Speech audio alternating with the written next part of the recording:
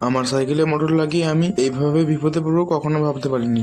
বিষয়টা একটু ব্যাখ্যা করবেন? ব্যাপারটা হচ্ছে আমার সাইকেলে মোটর লাগাইছি 10 দিন হচ্ছে, কিন্তু গাইস যত মাইলেজ দেয় বলেছিল তার থেকে হাফ মাইলেজ দিচ্ছে। তো তার জন্য আমি এখন আমার হেলিকপ্টার নিয়ে বেরিয়ে পড়েছি আরামবাগ যাওয়ার উদ্দেশ্যে, কারণ আমি এটাতে মোটর লাগাইছিলাম আরামবাগ থেকে। যদিও আমার হেলিকপ্টারের ব্যাটারির মধ্যে 1 বছরের ওয়ারেন্টি আছে, সেহেতু চিন্তার কোনো বিষয় নেই। তো চলো দেখা যাক কি হয়। चाहे भी तो भूल न पाए मन मस्त मगन बस तेरा नाम दोहराए तुझसे पहले ना कुछ था ना बाद तेरे।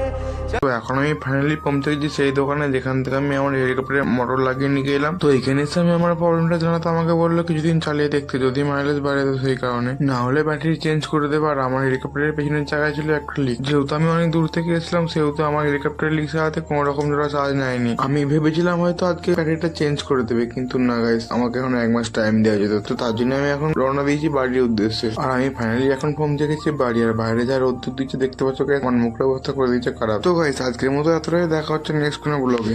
আরে সাবস্ক্রাইব করে দাও নেক্সট ভিডিওর জন্য।